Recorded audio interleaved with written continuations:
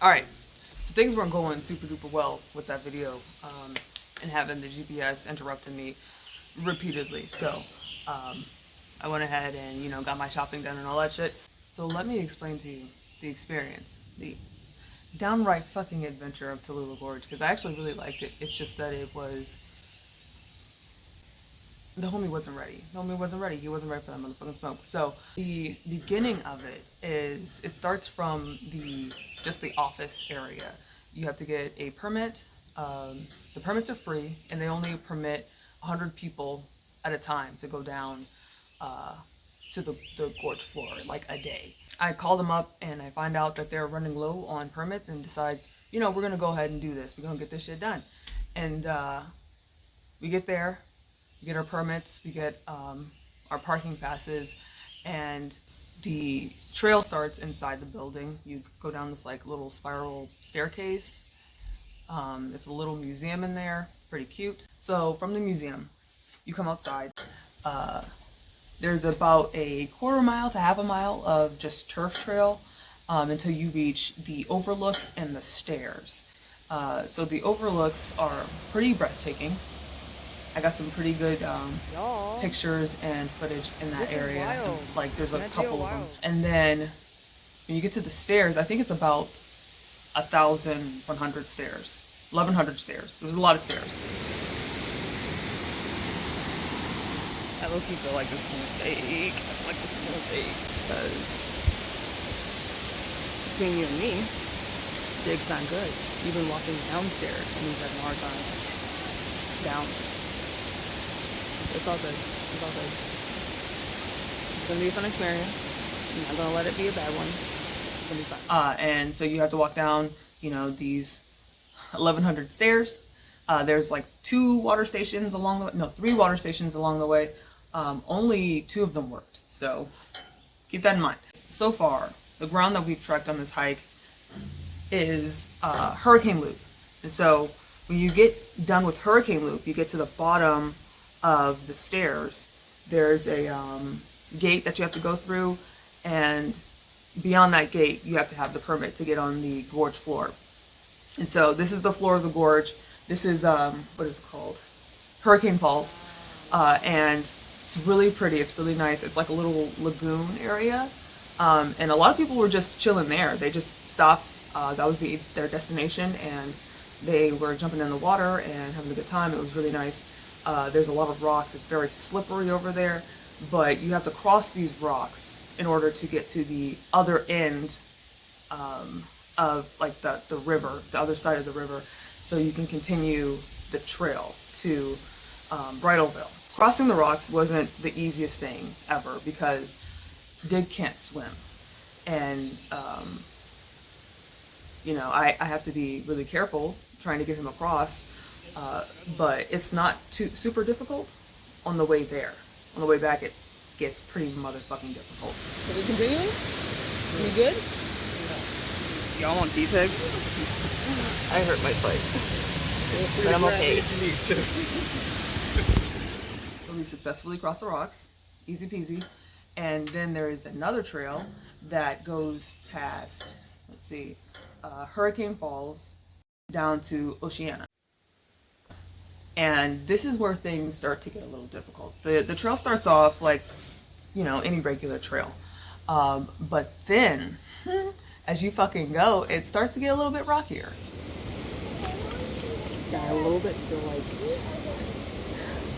this isn't going super well.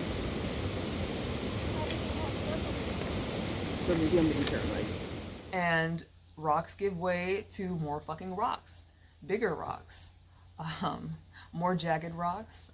More dangerous rocks. And I fucking loved it. I loved it. I loved like having to like little bit rock climb. Like I like having to heft all my weight on my arms and having to like strain to lift my whole weight up. I love doing that.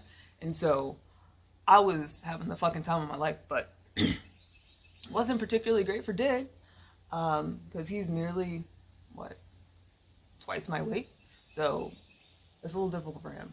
So when we get to the second trail, after Hurricane Falls, I'm starting to see I'm starting to have some fucking apprehensions about bringing Dig along because he is looking a little haggard. I a little bit feel like this is a mistake. So this is probably, I would say, maybe a quarter to a third, maybe a third of the way through the trail, and going along, and these boulders are getting fucking enormous, and you have to, you know, climb up pretty dangerous inclines and shimmy across. Okay, let me tell you about this fucking shimmy, and I don't think I even have any pictures of it because it was extremely precarious, so I couldn't film during that part. We lost Dig. He couldn't hang. I didn't really anticipate it was going to be like this difficult. I actually love it, but Dig fell in the water and he wasn't having it after that. So we pushed forward to the slide to Bridal Veil. There's a lot of really sheer, like really steep, like you can see this, really steep and weathered, and so there's not a lot of footholds. I don't look forward to climbing that back on the way back, but you know, that's how it'll be.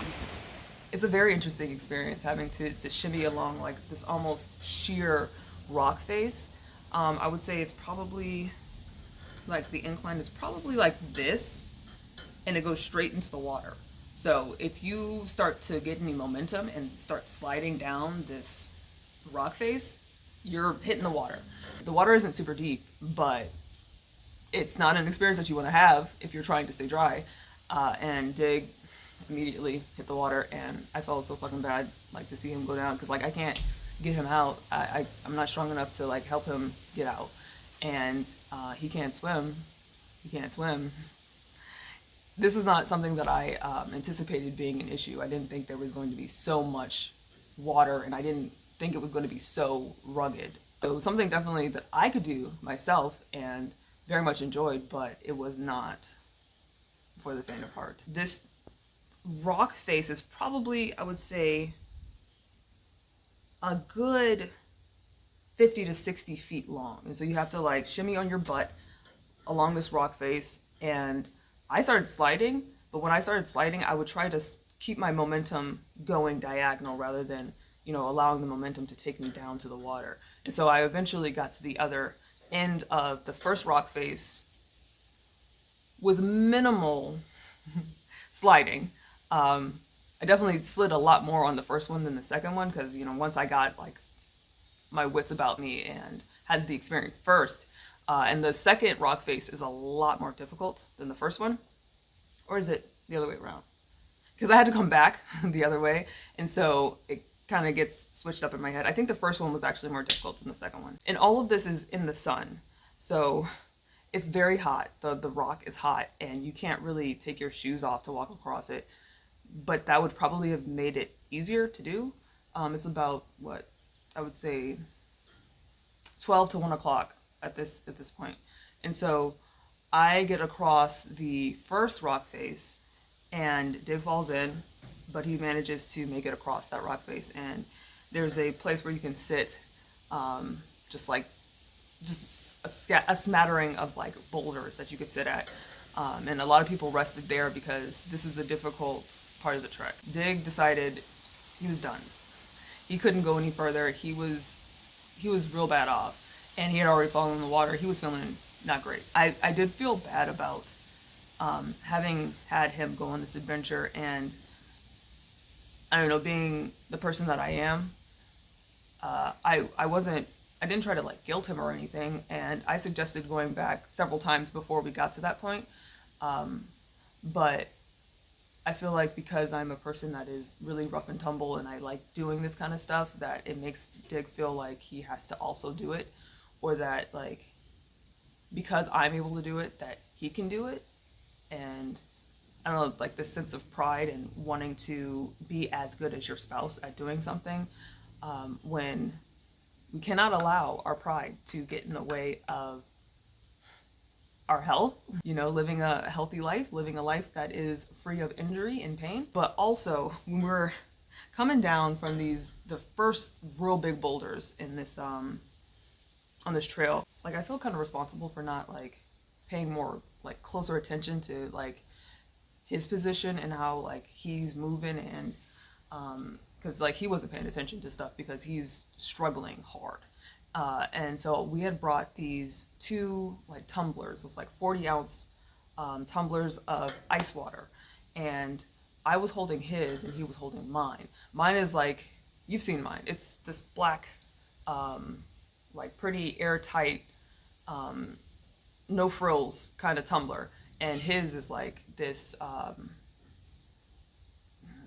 it's a really nice tumbler. It's just really nice. It has like a place where you can like flip up the thing and drink, and then you can like flip this other thing up and put a straw in. So it's like a really nice tumbler with a handle on it. Mine is just canteen. It's a metal canteen, clunk clunk, you knock on it. It's extremely simple.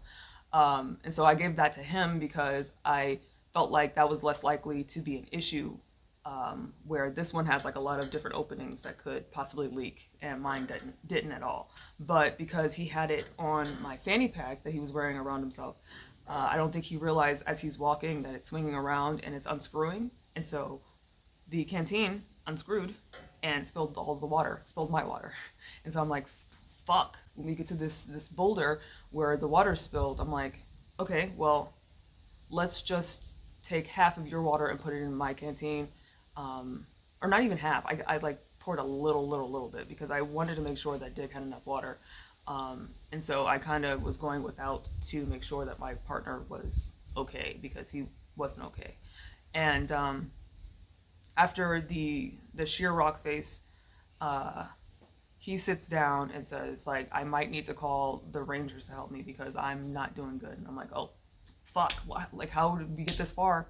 And you're feeling like that. I've asked you, like, we can go back. We can go back. Please, like, be honest with me and yourself.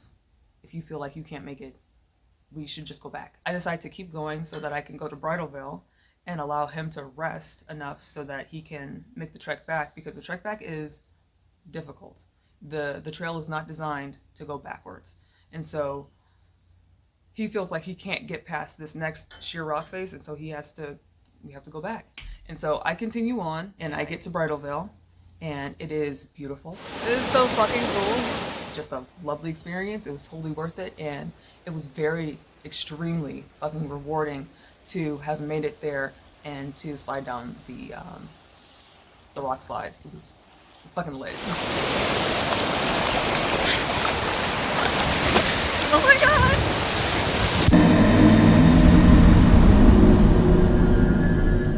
I had a really nice time, and I probably should have spent more time resting before going back, because by this time it's probably like 2 to 2:30-ish, and it's starting to get hot, starting to get really fucking hot. It's like the hottest part of the day, and I have minimal water, and I have to do this backtrack. I definitely should have spent more time at the watering hole, but I didn't want to leave Dig alone for too long because he was really bad off. And I told him that I would probably be at the point where he was at in like 30 minutes. I'm starting the trek back, and I can't find the original path that we took to get there.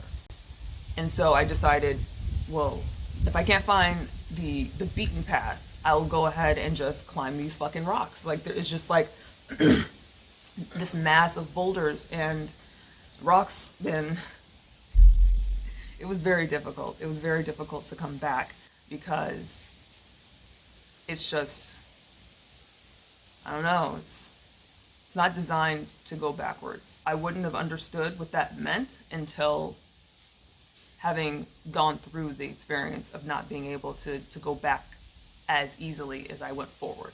I'm going back, and I see a bunch of the people that I met along the way, and they're like, why are you going back? People are a little bit freaked out because they're scared that like maybe it's so hard that this person that looks like they're in shape, they are going back, so maybe I should stop. And so it's really disheartening to people that are doing this for like the first time to see someone coming backwards. They're fucking scared. But I let them know that like my husband, he's back there, and I don't want to leave him alone. And it would have been easier for me to continue on the trail, because after Bridalveil there is another hike, there's another trail, and it's a 45-degree angle trail, but it's not full of boulders. It's not super rocky. It's mostly just, a dirt path, which is a lot more manageable than like having to climb over boulders. And I'm not sure if it was in the sun or in the woods, or if it's like, a little bit of half and half, but the trail backwards is 100% sun. Like there's very few tree covers. Once you get to the shimmy area, it's fucking hot, y'all. And I had to take a lot of rests. And by the time I got to the first shimmy, I had no more water. And so I was a little scared. I was a little freaked out. And my phone is running out of battery. So that's why I don't have any footage from me coming back, because I had like 20% battery and I could not allow my battery to run out because I didn't know where Dig was and I didn't know what kind of shape he was in.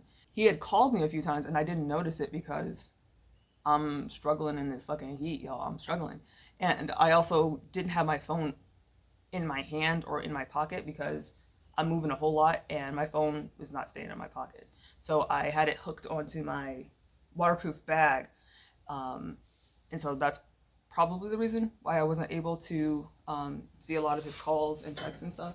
But he did send me his location, but I had to turn off my power saver in order to turn on my location.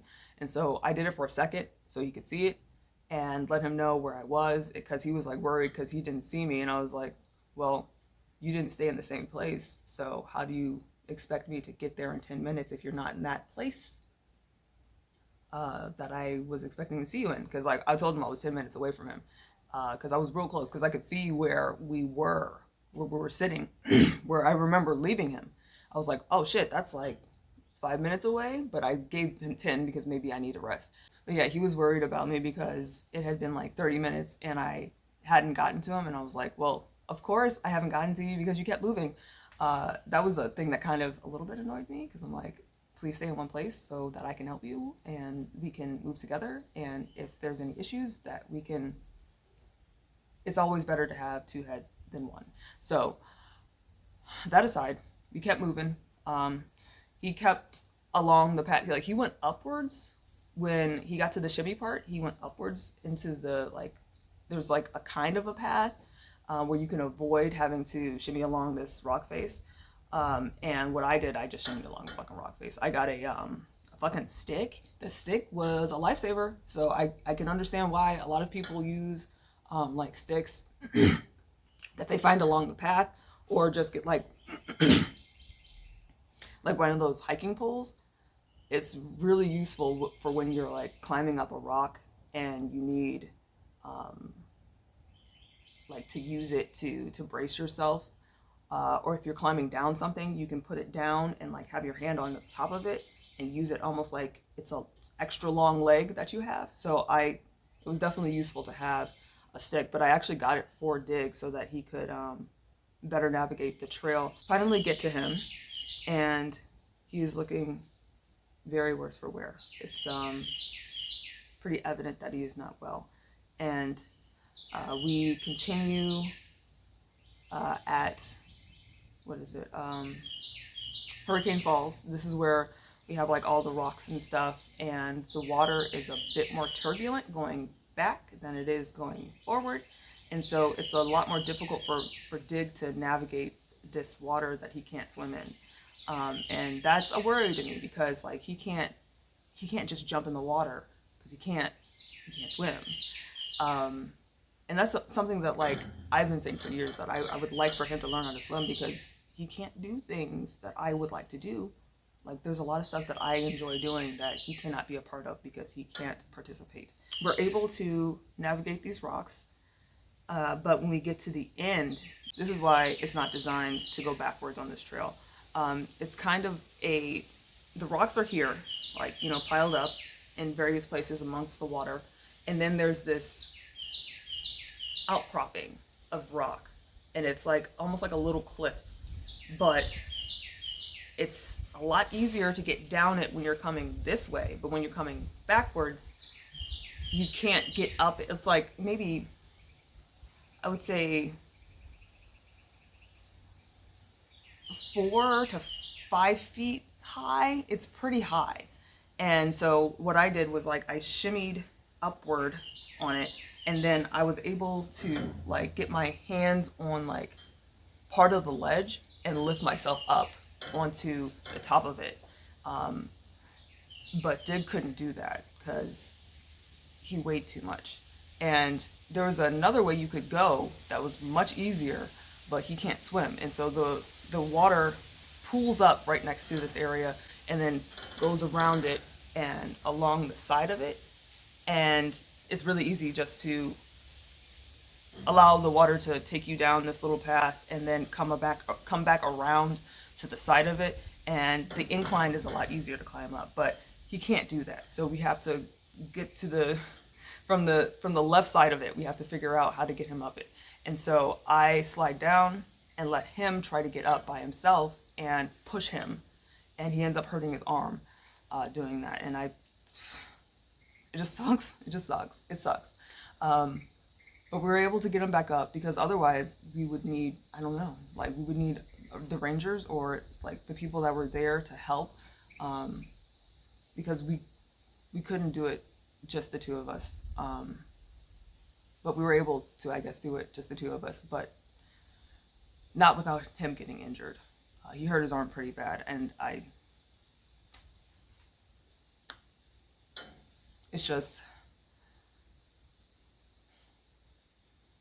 I mean, it's just kind of disappointing. It's disappointing. I'm not gonna like pretend like it's not. It's disappointing to have a partner that can't do the things that you can because like they physically just aren't in good shape. And he also has asthma, which like I didn't realize his asthma is triggered by not just allergies but exhaustion, like exertion. And so if I had known that, I don't think I would have wanted him to keep going like the way that we were going. Because like my brother also has asthma, but he doesn't have it where like he'll get an asthma attack from, you know, running too hard. He usually gets it during the like allergy seasons, especially in the winter time when like dust mites and stuff. But anyway, this is not even the end of the fucking adventure. So as I said, we are going backwards. And so the 1,100 stairs that we had to walk down, we have to go back up. And that's a very different experience. I don't know if you've ever just, you know, casually run up 1,100 steps, but it's, you know, not an easy feat, especially because it's very steep. Oh my God, I completely forgot about the fucking bridge. There's this like suspension bridge, and it's about, I would say 250, maybe 300 feet long. It's a long ass bridge, and it's 80 feet above the river. And Dig is afraid of heights.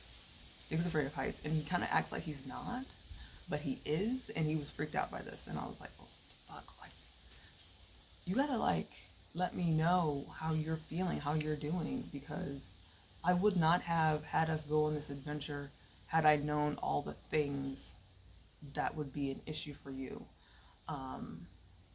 Like, he was scared to go over the bridge.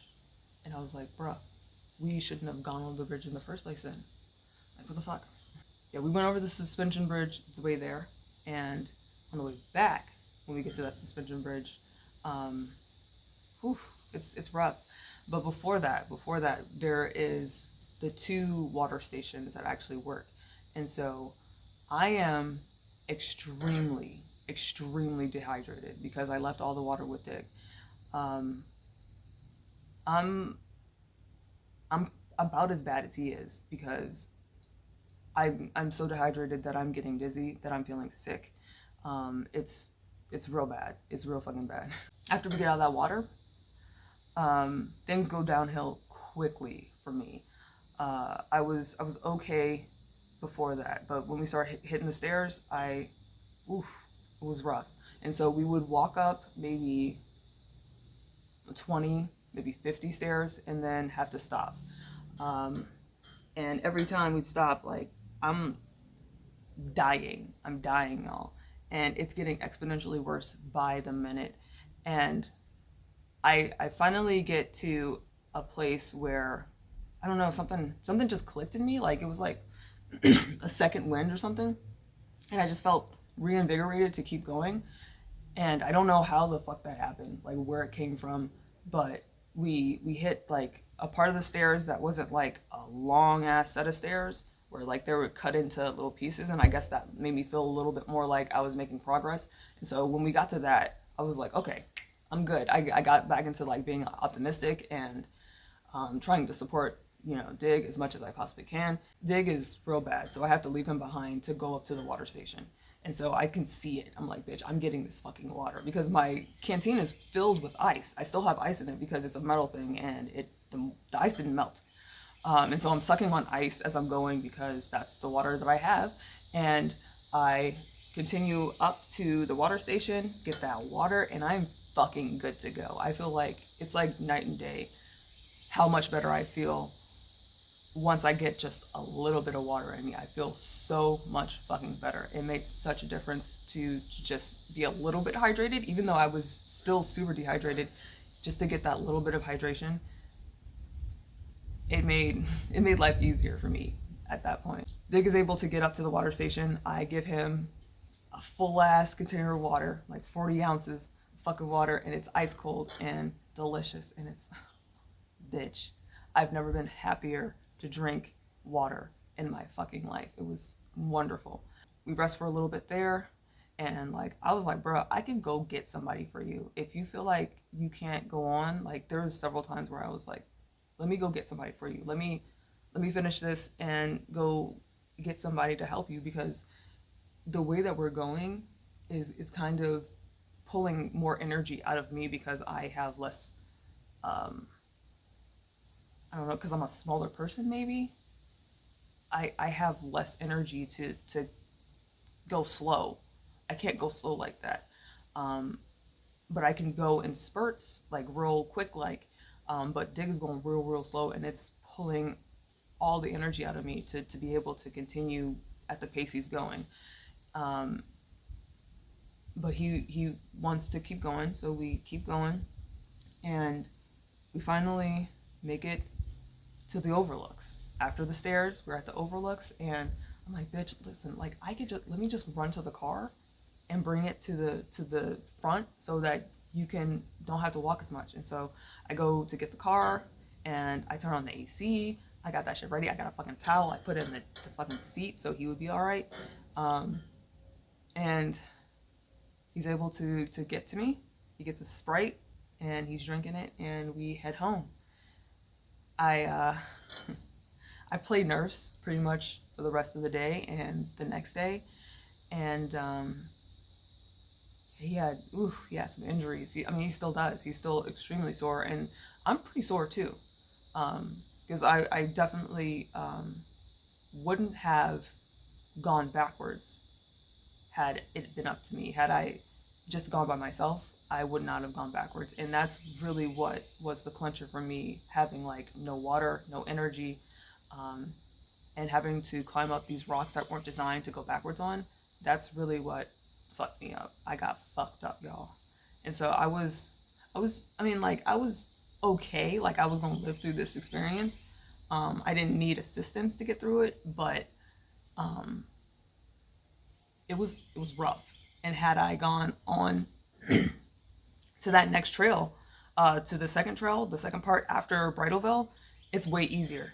And so I think both of us would have been a lot better off had we continued, but he could not do that sheer rock face over the water. He couldn't do it. And so, yeah, that was the trip to Bridal. We got a lot of hornets out here. And would I do it again? Absolutely, yes. I absolutely loved it.